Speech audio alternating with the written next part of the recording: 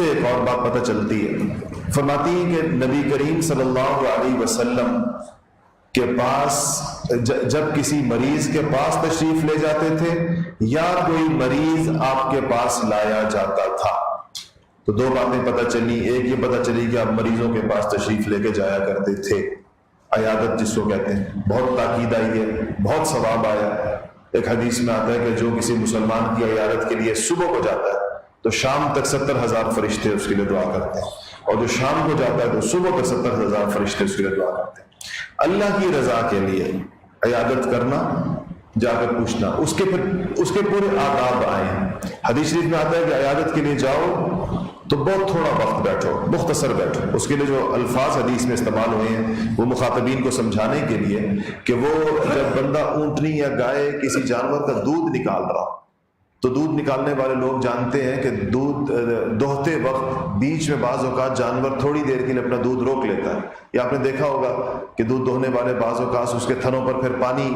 پھینکتے ہیں اور پھر سے دوہتے ہیں۔ وہ تھوڑی دیر کے لیے جانور دودھ روکتا ہے بعض اوقات دودھ دوہنے کے عمل کے دوران۔ تو حدیث شریف میں آتا ہے کہ بس اتنی ہی دیر مریض کے پاس بیٹھو جتنی دیر جانور اپنا دودھ روکتا ہے دوہنے کے دوران، مطلب تھوڑی دیر بیٹھو، کیونکہ بعض اوقات مریض تنگ ہو رہا ہوتا ہے، بیماری ہے، وہ کراہ رہا ہو سکتا ہے وہ کسی اب اس پر منحصر ہے۔ ظاہر بات ہے کہ یہ چیزیں ایبسولوٹ نہیں ہوتی، بعض اوقات آپ کے بیٹھنے سے مریض کو تسلی ہے تب آپ بیٹھ سکتے ہیں زیادہ دیر۔ مقصود مریض کا آرام ہے کہ عام حالات میں مریض کو چونکہ مشکل ہوتی ہے تو اس کے پاس تھوڑا بیٹھیں، اور اگر آپ محسوس کریں کہ آپ کے جانے سے اس کو تسلی ہوئی ہے، آپ کے جانے سے اس کو آرام مل رہا ہے، آپ جتنی دیر بیٹھیں وہ اس کے لیے باعث تشفی ہے، اس وقت زیادہ بیٹھنے میں کوئی حرج نہیں ہے اس کے ساتھ۔ جیسے بعض لوگوں کے جانے سے مریض ہے، اس کے شیخ آ گئے، اس کے استاد آ گئے، کوئی جس سے اس کو محبت ہے، عقیدت ہے، ایسی کوئی شخصیت آ گئی تو وہ چاہتا ہے وہ ذرا زیادہ بیٹھے میرے پاس، میرے دل کو جب تک وہ بیٹھے رہتے ہیں تسلی ہوتی ہے۔ تو ایسی کوئی ممانعت بھی نہیں ہے کہ انسان مریض کے پاس چند منٹوں سے زیادہ نہ بیٹھے، لیکن عام حکم یہی ہے کہ اس کی، چونکہ وہ کہہ نہیں سکے گا کیونکہ آپ دور سے چل کر گئے ہیں عیادت کے لیے، تو وہ یہ تو نہیں کہے گا آپ کو کہ آپ اٹھ جائیں، لیکن یہ ہے کہ اس کا لحاظ رکھا جائے۔ تو یہ ایک تو اس سے یہ پتہ چلا کہ نبی کریم صلی اللہ علیہ وسلم کا معمول تھا مریضوں کے پاس جانے کا۔ دوسرا یہ بھی پتہ چلا کہ مریض نبی کریم صلی اللہ علیہ وسلم کے پاس لائے جاتے تھے، اتی ابھی حدیث کے الفاظ ہیں، عائشہ فرماتی ہیں حضور کے پاس جب مریض لائے جاتے تھے، اس کا اور کس لیے لائے جاتے ہوں گے آپ سوچیں، تو نبی کریم صلی اللہ علیہ وسلم کوئی یوں ڈاکٹر یا جس کو حکیم طبیب، یہ تو آپ کی ذمہ داری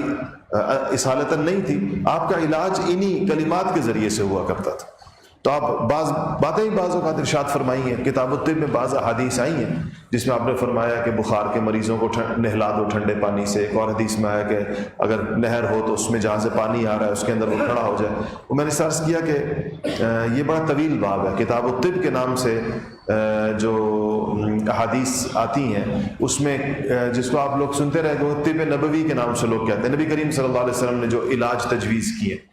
تو میں کہہ رہا تھا جو چیز بیچ میں رہ گئی کہ پچھلے جو میں نے بتایا تھا دوبارہ بتا دیتا ہوں کہ بیماری کے ساتھ ٹریٹ کیسے کرنا چاہیے، اس کی ترتیب کیا ہے۔ تو دو تین چیزیں ہیں جس کا اہتمام کرنا چاہیے، تو انشاءاللہ اللہ تعالیٰ شفا عطا فرمائیں گے اگر شفا نصیب میں ہوئی تو۔ باقی بیماریوں سے لوگوں کا انتقال بھی ہوتا ہے، دنیا سے جانے کے لیے بیماری ایک سبب بھی ہے، اسی لیے آگے آ جائے گی احادیث جس میں نبی کریم صلی اللہ علیہ وسلم نے فرمایا کہ یہ عمل اس پہ کرو اس کو شفا مل جائے گی، الا یہ کہ اس کی موت لکھی ہوئی ہو۔ تو اگر موت تو نہیں ٹل سکتی، جو اس کے اپنا وقت ہے، موت تو اپنے وقت پر آئے گی، اور اس کا سبب بیماری بھی بن سکتی ہے اور بغیر بیماری کے بھی موت آ سکتی ہے۔ تو آپ کے پاس مریض لائے جاتے تھے، آپ پڑھتے، تو آپ اما عائشہ فرماتی ہیں کہ آپ یہ پڑھا کرتے تھے مریض کے اوپر، یہ جو اونچے الفاظ، یہ جو ذرا موٹے لفظ میں لکھا ہوا ہے کہ اذهب البأس رب الناس اشفی وانت الشافی لا شفاء الا شفاؤک شفاء لا یغادر سقما۔ اچھا، وہ بات جب چل رہی تھی کہ ترتیب کیا ہو، تو سب سے پہلے انسان کو یہ عقیدہ رکھنا چاہیے، ہر وقت اس کا استحضار ہونا چاہیے کہ بیماری اللہ تعالیٰ کی طرف سے، اور بیماری بھی اللہ کی طرف سے اور شفا بھی اللہ کی طرف سے۔ سب سے پہلے تو اس کو انسان جب بھی تکلیف پہنچے تو سمجھ جائے کہ ہے اللہ کی طرف سے۔ دوسرا یہ ہے کہ دوسری چیز جو اللہ تعالیٰ نے اس کے لیے دی ہے وہ یہ دعائیں ہیں. یہ دعائیں جتنی بھی آئی ہیں جس کو جتنی زیادہ یاد ہوں، اپنے اوپر مسئلہ ہو یا کسی اور پر ہو، گھر میں بچے ہوں، بوڑھے ہوں، ماں باپ ہوں، کوئی بھی بیمار ہو، رشتہ دار ہو، دوست احباب ہو، تو آپ اس کے اوپر یہ دعائیں جو پڑھنے کی چیزیں ہیں وہ آپ پڑھیں اور اس سے پڑھوائیں بھی صحیح. بندے کے خود پڑھنے کا بہت زیادہ اثر ہوتا ہے. ایک بات یہ بھی یاد رکھیے گا، ٹھیک ہے بزرگوں سے جا کے جھاڑ پونچھ کروانا وہ بھی ٹھیک ہے، جھاڑ پھونک کروانا، اس لیے کہ صحابہ حضور کے پاس آتے تھے، جیسے آپ نے حدیث کو سن لیا کہ اتی ابھی حضور کے پاس بھی لائے جاتے تھے. لیکن آپ دیکھ لیں گے ان حدیث سے بہت سی جگہ پر نبی کریم صلی اللہ علیہ وسلم نے ان کو پڑھنے کے لیے فرمایا، کہا تم یہ پڑھو، کیونکہ انسان یہ کلمات ایسے ہیں کہ یہ اتنے اونچے لفظ ہیں اللہ تعالیٰ کی شان میں کہ ان کو پڑھنے سے پڑھنے والے کو بہت زیادہ فائدہ ہوتا ہے. تو کہا کہ دعا یہ ہے کہ وہ یہ فرماتے ہیں کہ اذهب البأس رب الناس، اے لوگوں کے پروردگار، اذهب البأس، تو اذهب البأس، اذهب اقرب یعنی باب فعال کا امر، تو اذهب البأس کہ یا اللہ اس بأس کہتے ہیں بیماری کو، پریشانی کو،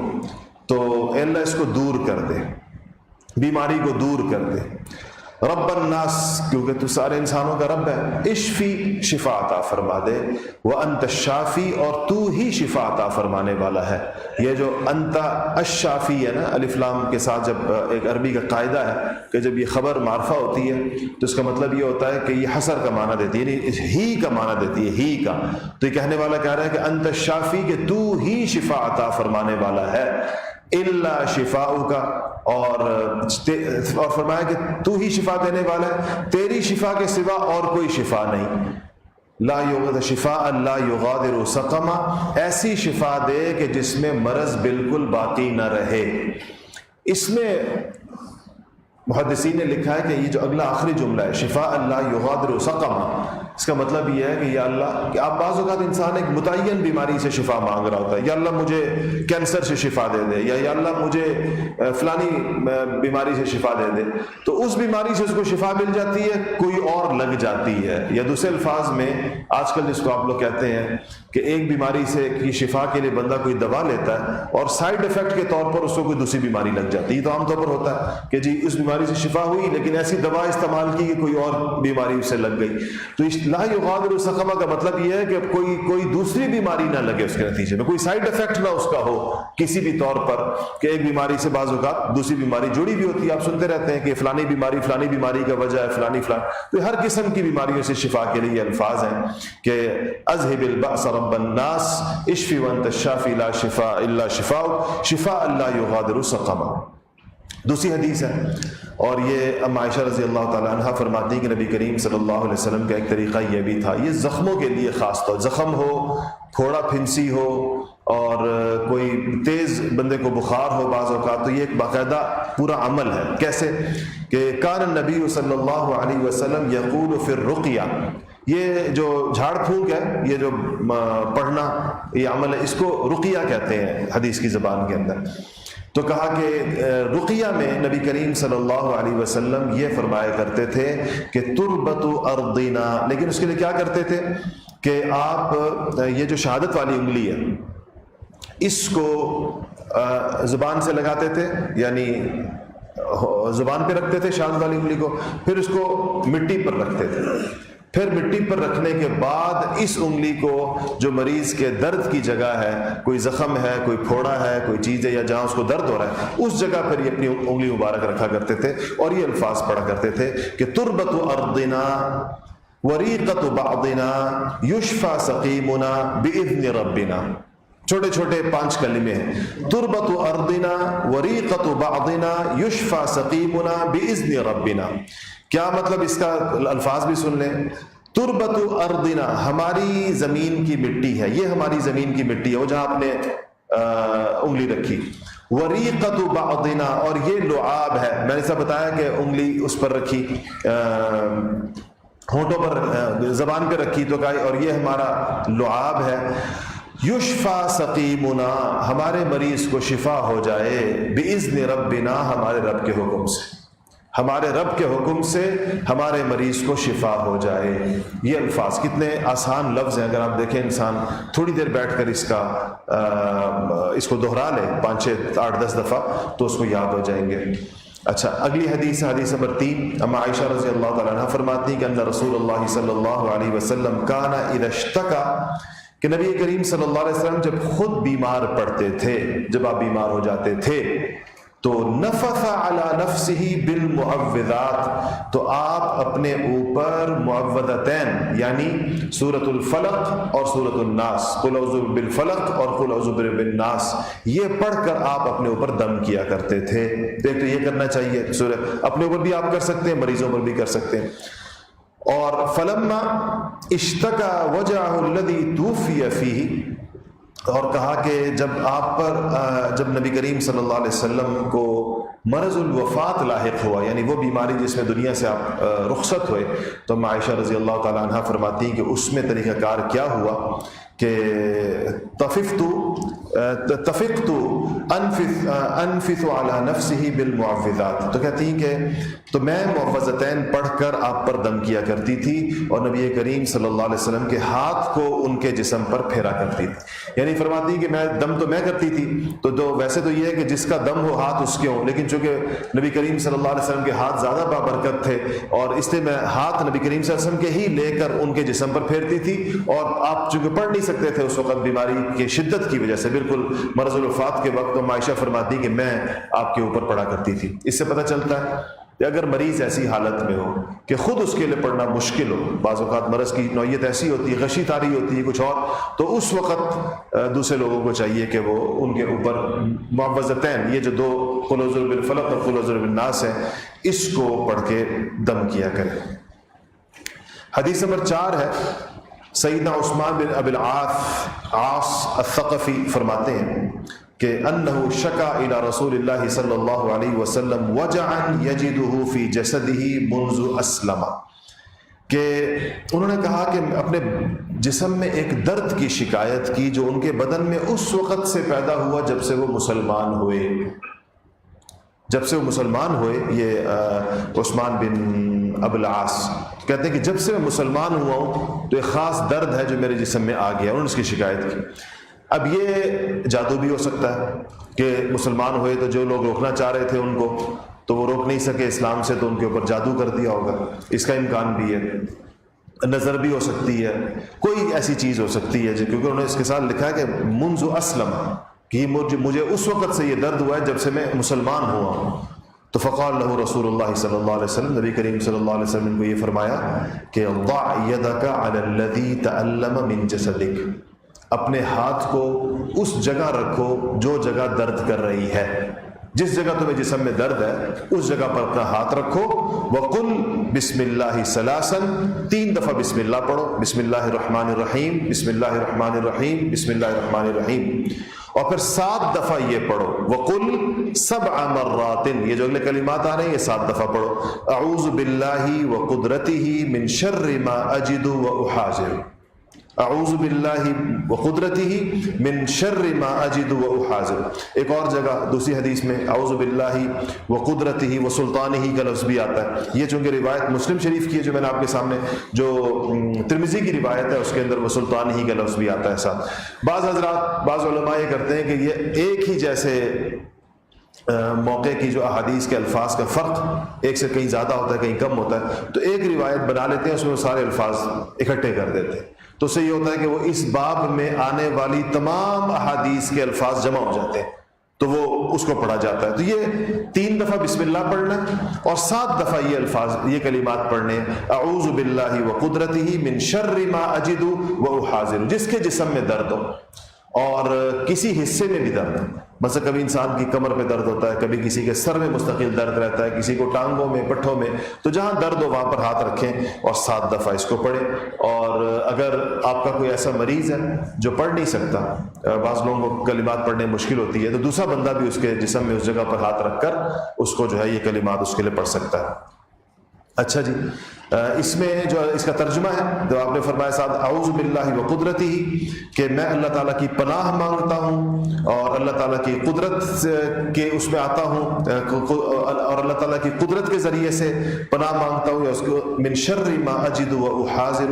اس چیز کی برائی سے جس کو میں محسوس کرتا ہوں اور جس سے میں ڈرتا ہوں. یعنی اللہ تعالیٰ کو انسان کہہ رہا ہے کہ جس سے مجھے تکلیف ہو رہی ہے میں اس کو محسوس کر رہا ہوں، جس کو میں پا رہا ہوں اور جس کا مجھے خوف ہے. بعض اوقات بیماری بڑھنے کا اندیشہ بھی ہوتا ہے اور ویسے انسان کو بیماری کا خوف بھی ہوتا ہے، تو یہ الفاظ اس کے ساتھ ہیں. اچھا جی، یہ حدیث تو اگلی آپ جو دیکھ رہے ہیں یہ سیدھا سیدھا اللہ تعالیٰ کی طرف سے عمل حضور کو بتائے گا جبرائیل کے ذریعے سے. عن ابی سعید ان جبریل اتى النبی صلی اللہ علیہ وسلم، ابو سعید کہتے ہیں کہ جبرائیل علیہ السلام حضور کے پاس تشریف لائے اور فقال یا محمد اشتکیت، تو جبرائیل علیہ السلام آئے اور حضور اکرم صلی اللہ علیہ وسلم سے کہا کہ اے محمد صلی اللہ علیہ وسلم آپ بیمار ہو گئے، آپ بیمار ہیں؟ آپ نے فرمایا نا، آپ نے کہا جی میں بیمار ہوں. تو کہا قال، تو اب جبرائیل کہہ رہی ہے کہ آپ یہ کہیے کہ بسم اللہ ارقیک من کل شیء یؤذیک من شر کل نفس او عین حاسد اللہ یشفیک بسم اللہ ارقیک. کیا ترجمہ کیا بنتا ہے کہ آپ نے فرمایا کہ میں اللہ کے نام سے آپ پر دم کرتا ہوں ہر اس چیز سے جو آپ کو ستائے اور ہر جان کی، ہر انسان کی برائی سے یا حاسد کی نگاہ سے اللہ آپ کو شفا دے. اللہ کے نام سے دم کرتا ہوں آپ پر. یہ ارقیقہ کا مطلب وہی رقیہ کا لفظ میں نے آپ کو بتایا کہ رقیہ دم کو کہتے ہیں، عملیات کو کہتے ہیں. تو بسم اللہ ارقیقہ من کل شیء یؤذیک من شر کل نفس او عین حاسد اللہ یشفیک بسم اللہ ارقیک. یہ وہ دم ہے جو جبرائیل نے آ کے رسول اللہ صلی اللہ علیہ وسلم پر کیا اور رسول اللہ صلی اللہ علیہ وسلم کو سکھایا. اپنے گھروں میں خواتین کو، بڑی بوڑھیوں کو، مجھے تکلیف ہوتی ہے، یہ میری والدہ ماجدہ کے سارے ان کے پاس یہ دم لکھے ہوئے ہوتے ہیں اور میں انہی کے پاس جاتا ہوں تو وہ یہ ساری چیزیں پڑھ کے میرے اوپر دم کرتی ہیں اور اتنے میں تیزی کے ساتھ اس سے بعض اوقات مختلف چیزیں، بعض بیماریوں کی وجہ سمجھ میں نہیں آ رہی ہوتی ہے، خدا جانے وہ نظر ہوتی ہے یا وہ کوئی سحر ہوتا ہے یا کیا چیز ہوتی ہے. تو جب بھی ہمارے کام بڑھ جاتے ہیں اور کہیں پر کام اچھے طریقے کے ساتھ ہو رہا ہوتا ہے تو پھر کچھ طبیعت کے اوپر ایک دم اس کا کوئی اثر آ جاتا ہے بعضوں کا، تو اس وقت انسان محسوس کرتا ہے کہ جی اب یہ تو کوئی ڈاکٹروں کے پاس جائے تو کیا بتائے، وہ سارے ٹیسٹ نارمل ہوتے ہیں، ہر چیز ٹھیک ہوتی ہے. اس وقت ان چیزوں کی ضرورت محسوس ہوتی ہے. اس لیے اپنے گھروں میں خواتین کے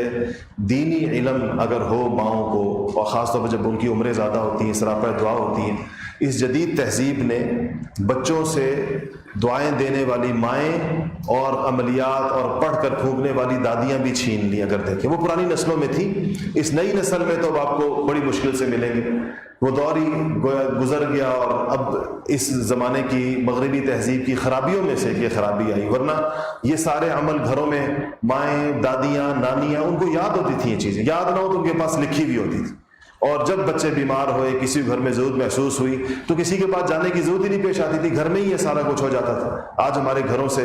قرآن بھی نکل گیا تو ذکر بھی نکل گیا تو یہ دعائیں بھی ہمارے گھروں سے نکل گئی.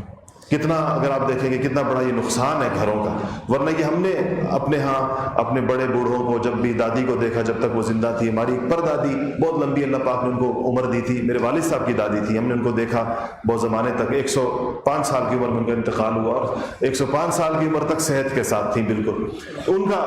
کا جو تخت تھا، وہ تخت پہ بیٹھی رہتی تھی، ان کا تخت گویا کہ دعاؤں کا ایک مرکز تھا. سارا دن، جس کی ظاہر بات ہے جو پر دادی ہو اس کی اولاد بہت زیادہ ہوتی ہے، تو سارا دن لڑکیاں، لڑکے، بچے، بچیاں، بہویں، پوتے، پوتیاں، نواسے، نواسیاں، بس ان کا تخت ہوتا تھا. اس کو سب کہتے تھے کہ یہ دربار شاہی ہے، سارا دن یہاں لوگ حاضر ہوتے رہتے ہیں اور کسی پر کچھ پڑھ کے پھونک رہی ہیں، کسی پہ کچھ پڑھ کے پھونک رہی ہیں، کسی پر کیا دم کر رہی ہیں. یہی وہ چیزیں ہوتی تھیں جو وہ کیا کرتی تھی.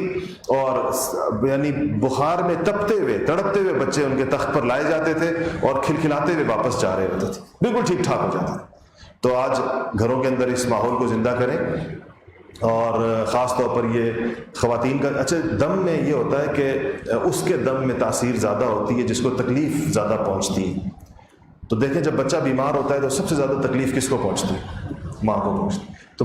تاثیر بھی ماں کے دم میں زیادہ ہوگی. جو زیادہ تڑپا ہے کسی کی تکلیف پر اس کے دم میں تاثیر زیادہ ہوتی، کیونکہ اضطرار جو ہے نا یہ شرط ہے دعاؤں کے لیے. اضطرار کا مطلب ہوتا ہے بے چینی. اب آپ ایک ایسے بندے سے دم کرا رہے ہیں جس کو اس کی یہ جو پیشہ ور دمگر ہے، تو آپ سوچیں کہ اس کو کیا تکلیف ہے آپ کی تکلیف سے، یا اس کو کیا پریشانی ہے. تو اس کی پریشانی تو وہ پیسے ہیں جو مانگ رہا ہے وہ دم کے اوپر، کسی بندے کی بیماری سے تو کوئی تعلق نہیں ہے. اس لیے یہ چیزیں یا تو بہت ہی مخلص اللہ والے جن کا انسانوں کے ساتھ، اللہ والوں میں ہم نے یہ دیکھا ہے اور اپنی آنکھوں سے دیکھا ہے، اور یہاں بیٹھے ہوئے بہت سارے اور ساتھیوں نے بھی دیکھا ہے کہ ان کو دوسرے کی تکلیف اس شخص سے بھی زیادہ ہوتی ہے جتنی اس کو ہے. ہمارے شیخ میرے مرشد، ان کو دل کی تکلیف ہوئی تو ڈاکٹروں نے جب ان کا چیک اپ کیا تو انہوں نے کہا کہ نہ ان کو بلڈ پریشر ہے، نہ شوگر ہے، نہ اوور ویٹ ہے. جو چیزیں عام طور پر دل کی تکلیف کا باعث بنتی ہیں ان میں سے کوئی چیز بھی نہیں ہے. انہوں نے کہا کہ تو یہ سارے ڈاکٹروں کا اس پہ اتفاق تھا کہ ان کی تکلیف کی وجہ لوگوں کی پریشانیوں کی خبریں. لوگ آتے ہیں نا بزرگوں کے پاس، جی میرے گھر میں یہ ہو گیا، میرے گھر میں وہ ہو گیا، میرے ہاں یہ ہو گیا، میرے ہاں وہ ہو گیا، اور تکلیف اور بیمار اور تڑپتے ہوئے مریض لاتے ہیں. تو سارا دن لوگوں کی پریشانیاں سن کر اور اس کے اوپر خود جس کو انسان کوڑ کر اس کے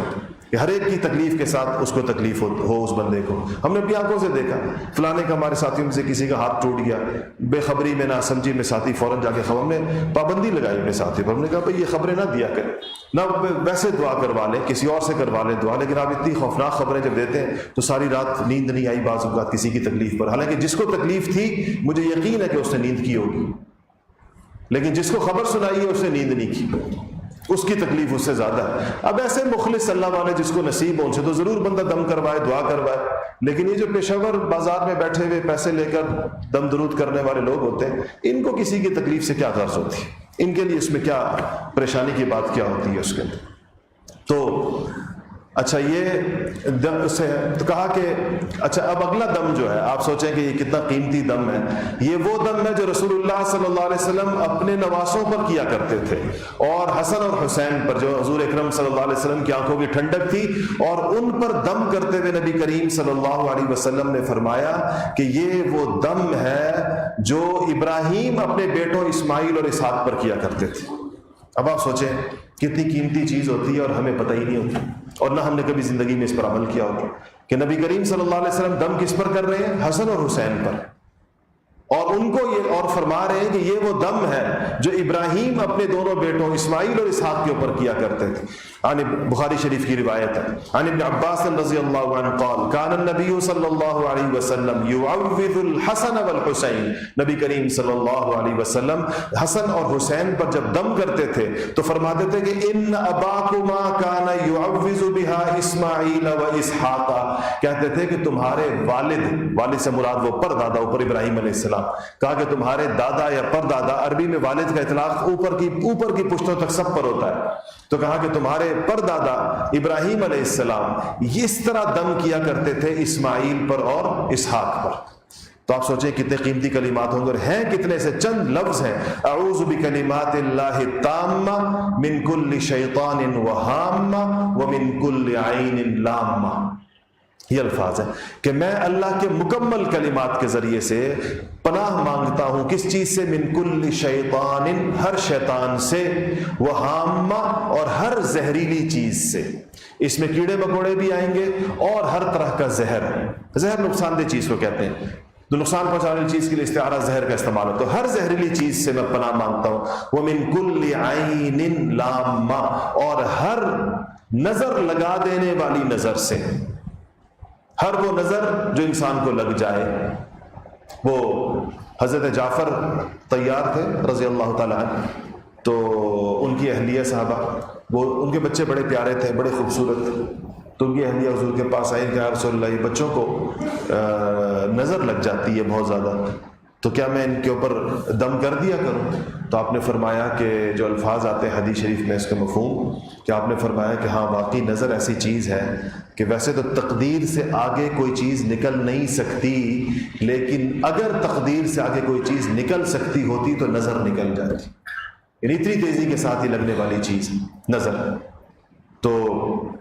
آپ نے ان کو حضرت جعفر اپنے جو چچزاد بھائی تھے حضور کے،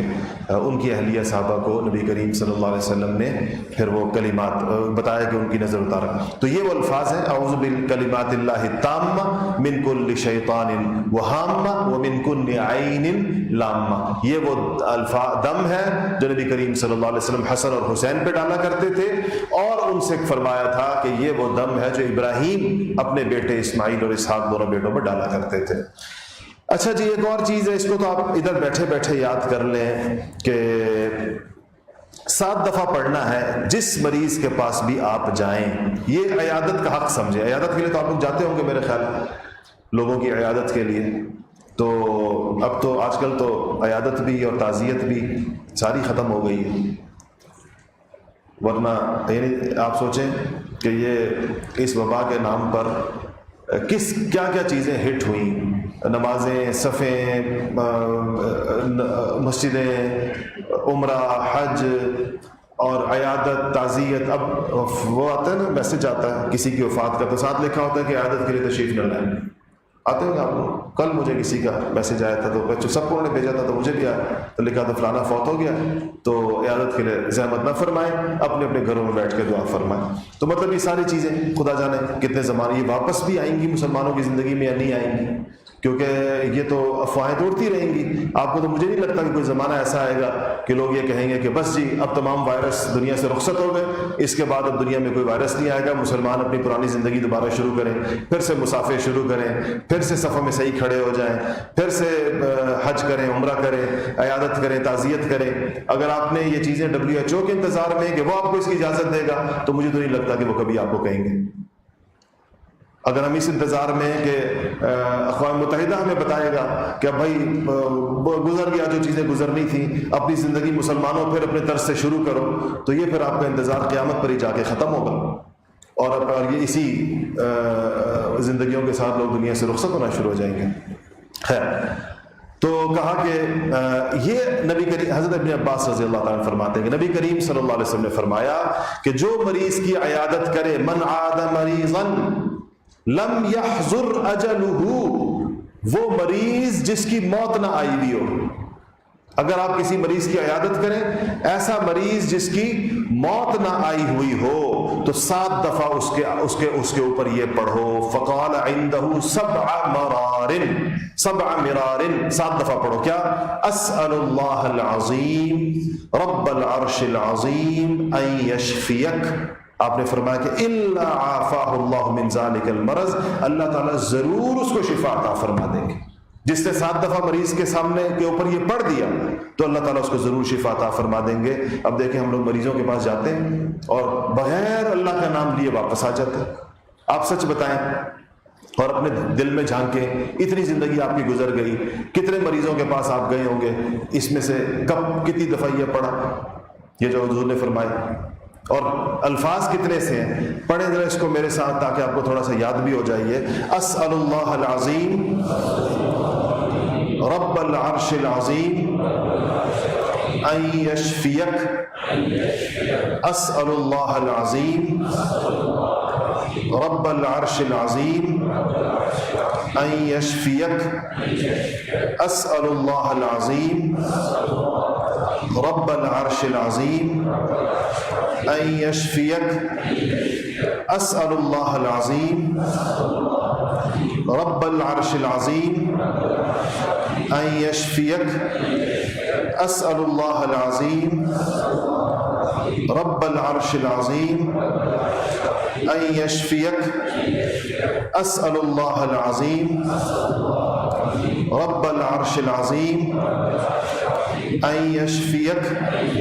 اب ایک دوسرے پر پھونک دیں، سب کو اس کا فائدہ ہو جائے، سب دائیں بائیں والوں پر اپنے پھونک دیں۔ اچھا جی، تو یہ نبی کریم صلی اللہ علیہ وسلم نے فرمایا یہ پڑھیں 7 دفعہ جب آپ مریض کے پاس جائیں۔ تو کہا کہ کیا الفاظ کیا ہے؟ الا عافاہ اللہ من ذلک المرض، کہ اگر آپ نے اس کے سامنے 7 بار پڑھے، اگر اس کی موت نہیں آئی بھی، ظاہر بات ہے کہ عملیات سے موت نہیں ٹلتی، یہ تو یقینی بات ہے، موت نے تو آنا ہی ہے، تو موت نہ ہی تو۔ 8ویں حدیث یہ نے کہا کہ حضرت یہ بھی عباس رضی اللہ تعالیٰ عنہ سے روایت ہے کہ نبی کریم صلی اللہ علیہ وسلم ان نبی کان یعلمہم کا مطلب ہے کہ حضور سکھایا کرتے تھے، حضور سکھایا کرتے تھے، یعنی یہ کلمات یاد کروایا کرتے تھے۔ کون سے؟ من الحمى بخار میں،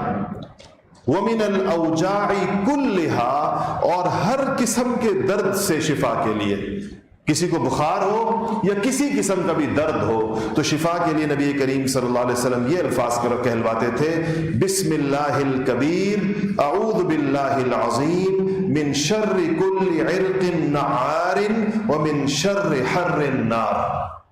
کبریائی والے اللہ کے نام سے میں عظمت والے اللہ کی پناہ میں آتا ہوں جوش مارتی رگ کے شر سے۔ یعنی انسان کا یہ بالکل اگر آپ دیکھیں نا تو جیسے بلڈ پریشر کے لیے کہا گیا کہ جوش مارتی رگ کے شر سے، رگ میں خون ہوتا ہے نا تو پریشر بڑھتا ہے تو جوش مارتی ہے رگ، تو کہا کہ جوش مارتی ہوئی رگ کے شر سے، وَمِن شَرِّ حَرِّ النَّارِ اور آگ کی گرمی کے شر سے۔ آپ نے بخار کی گرمی کو بعض جگہوں پر جہنم کی آگ کی گرمی سے تشبیہ دی ہے کہ ادھر سے چیز آتی ہے بعضوں کا، اس سے انسان کو ہے کہ پناہ مانگتا ہے۔ تو انسان کی رگ میں اور رگوں میں، اور اگر آپ دیکھیں لوگوں سے پوچھیں تو یہ ساری چیزیں جو شوگر ہے، انسولین کے مسائل ہیں، یہ بھی یہی مسئلے پیدا ہوتے ہیں انسان میں، کیا کیا چیزیں اس کے ٹریگر ہوتی ہیں، تو اس سے جب کیمیکلز کا جو بھی انسان کے جسم میں مختلف قسم کے انزائمز کے مسائل پیدا ہوتے ہیں، تو اگر آپ ان سب کو اوپر نظر ڈالیں، ڈاکٹر حضرات زیادہ بہتر سمجھتے ہیں، تو یہ بڑے جامع کلمات ہیں جس کے اندر خاص طور پر رگ کے اندر جوش مارتے شروں سے اور آگ کی گرمی کے شر سے پناہ مانگی گئی ہے۔ یہ حضرت ابن عباس فرماتے ہیں یہ حضور ہمیں سکھایا کرتے تھے۔ آخری حدیث، حدیث نمبر 9، یہ انسان کو اس لیے یاد رکھنا چاہیے، یہ آخری جو ہے یہ مرض الموت کے درد کے لیے ہے۔ موت تو ہر ایک پر آنی ہے، اور اگر ایک آدمی کو موت کے وفات کے وقت میں، مرض الوفات کے وقت میں وہ کلمات کہنے کی توفیق مل جائے جو نبی کریم صلی اللہ علیہ وسلم نے کہے اپنے اس وقت میں، تو اس سے زیادہ اچھی موت اور کیا ہوگی؟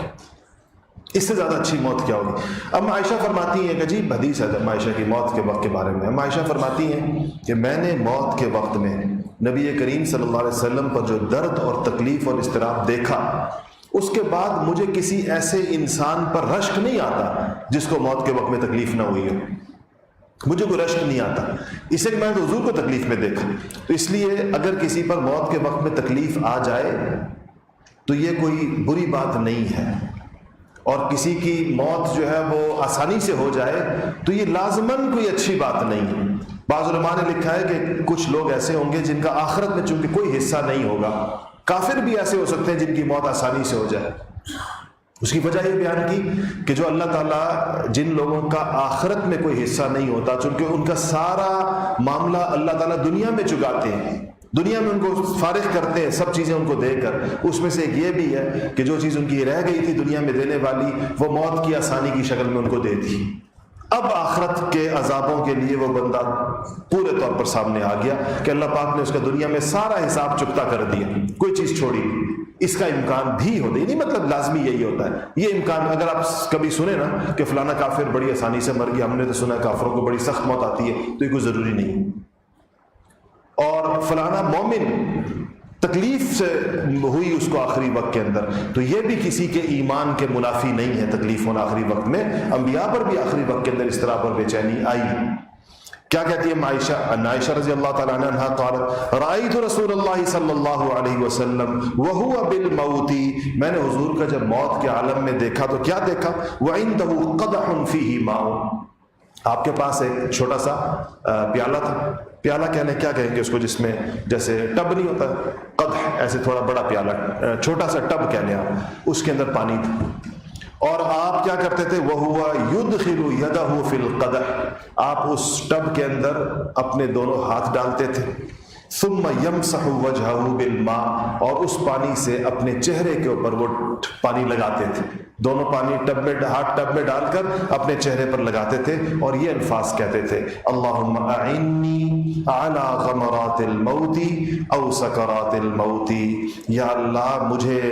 موت کی سختیوں میں میری مدد. یہ دونوں غمرات الموت فرمایا یا سکرات الموت فرمایا، مطلب غمرات اور سکرات کا ایک ہی ہے اور دونوں کا مطلب ہے سختی اور موت ہو کہتے ہیں. اللہم اعنی، یا اللہ میری مدد فرما، موت کی سختیوں میں میری مدد فرما یا اللہ. موت کی سختی کے وقت میری، دیکھیں یہ وہ وقت ہے جب کوئی دوائی کام نہیں کرے گی، کیونکہ یہ تکلیف جو موت کے وقت کی تکلیف ہوتی ہے یہ جسمانی نہیں ہوتی کہ پین کلر کام کر لیں، یہ روحانی ہوتی ہے کیونکہ روح نکل رہی ہوتی ہے، وہ روح کے نکلنے کی تکلیف ہے. تو آپ بتائیں دنیا میں کون سی دوا ہے؟ اچھا یہ جو اگر آپ یہ دیکھیں کہ مریض کو بے ہوشی کر دیا گیا ہے تو بے ہوش اس کا جسم ہوتا ہے، روح بے ہوش نہیں ہوتی، تو وہ روحانی تکلیف پھر بھی ہو رہی ہوتی ہے، آپ کو نظر نہیں آئے گی، آپ کو وہ بے ہوشی میں نظر آئے گا. اس بات کو بھی سمجھ لیں گے، یعنی یہ جو موت کے وقت کی تکلیف ہے بالکل ضروری نہیں ہے کہ سرانے کھڑے ہوئے لوگوں کو اس کا پتہ چلے، کیونکہ آپ کو کسی بندے کی اس تکلیف کا پتہ چل سکتا ہے جو تکلیف جسمانی ہوگی، روحانی تکلیف کا آپ کو نہیں پتہ چل سکتا، نہ ڈاکٹروں کو پتہ چل سکتا ہے نہ مشینوں کو پتہ چل سکتا ہے. تو یہ جو موت کے وقت میں انسان کو تکلیف ہوتی ہے یہ تکلیف جسمانی نہیں ہوتی، یہ روحانی ہوتی ہے، روح کے نکلنے کی ہوتی ہے. اس وقت میں انسان کو اللہ تعالیٰ کی مدد کی شدید ضرورت ہوتی ہے. تو آسان سے الفاظ ہے اللہم اعنی علی غمرات الموت، اللہم اعنی علی غمرات الموت، یا اللہم اعنی علی سکرات الموت، یا اللہ اس وقت کے اندر میری مدد فرما. ان پرچے کو اپنے پاس محفوظ کر لیں، اس لیے آپ کو دیا جاتا ہے، اس کو جیب میں ڈالیں، گھر جا کر گھر والوں کو سنائیں یہ ساری چیزیں اور ان دعاؤں کو یاد کر لیں. ایک چیز اور، وہ کہاں بھائی تم لوگ وہ منزلیں لائے ہو؟ کدھر فیصل منزلیں تقسیم کی تم لوگوں نے کر دی؟ آپ لوگوں کو منزل ملی ہے نہیں ملی؟ کدھر ہے بھائی تقسیم کرنے والے لوگ کدھر ہیں؟ اچھا دو چیزیں آج آپ کے لیے میں لایا تھا، پتہ نہیں لوگ کدھر ہیں تقسیم کرنے والے. کہ ایک حضرت لاہوری رحمۃ اللہ علیہ ہمارے بزرگوں میں سے ایک بہت مشہور بزرگ ہیں، مولانا سید امام الاولیاء حضرت مولانا احمد لاہوری صاحب رحمۃ اللہ علیہ، ان کا ایک عمل ہے اور وہ میں نے یہاں ان سے کہا تھا پتہ نہیں کدھر گئے یہ لوگ کہ اس کو آپ کو دے دیں، چلے باہر جاتے ہوئے دے دیں گے آپ. تو وہ یہ ہے کہ اکٹھا کیا ہے کہ قرآن شریف کے اندر جو جن آیتوں میں جہاں قرآن کے اندر مبین آتا ہے ان ساری آیتوں کو ایک جگہ اکٹھا کیا اور حضرت نے فرمایا کہ یہ مشکلات کے حل کے لیے ایک بڑا مجرد آیت ہے، قرآن شریف کی ہی آیتیں ساری، تو وہ ایک جگہ پرچے کے اوپر ساری کی ساری لکھ دی گئی ہیں. وہ انشاءاللہ میں نے پرچے منگوائے تھے، وہ آپ کو مل جائیں گے. دوسری چیز جو لوگ بہت زیادہ جس کی شکایت کرتے ہیں وہ یہ ہے کہ نظر کی اور بچوں کی تکالیف کی، تو اس کے لیے منزل آپ نے لفظ سنا ہوگا، قرآن کچھ آیتیں اکٹھی کی گئی ہیں اور بہت اس کا پڑھنے کا معمول رہا ہمیشہ ہمارے مشائخ کے. تو وہ چھپی ہوئی منزلیں بھی میں نے منگوائی تھیں، ان لوگوں کے پاس ہوں گی تقسیم کرنے والوں کے پاس، تو آپ لوگ جاتے ہوئے وہ بھی لیتے جائیں. ایک صاحب ہمارے یہاں دوست ہیں نماز پڑھتے ہیں، انہوں نے کہا کہ جی آپ نے کہا کہ فائل میں رکھیں ان صفوں کو لے جا کر، تو لوگ پتہ نہیں انہوں کی خواہش تھی کہ فائلیں میں سب میں تقسیم کر دوں. کہاں ہیں وہ فائل؟ تو وہ بھی ادھر پڑی ہیں ان جگہوں پر رکھی ہوئی ہیں. تو یہ مسجد کے پہلی صف کے سامنے وہ فائلیں رکھی ہوئی ہیں، تو آپ لوگ جاتے سنتے پڑھنے کے بعد جاتے ہوئے یہ فائل اپنے ساتھ، ہمارے ایک دوست کی طرف سے ہدیہ ہے یا نماز کے لیے آتے ہیں، کہا کہ میری طرف سے سارے نمازیوں کے لیے اس کا اہتمام ہے. اللہ عمل کی توفیق نصیب.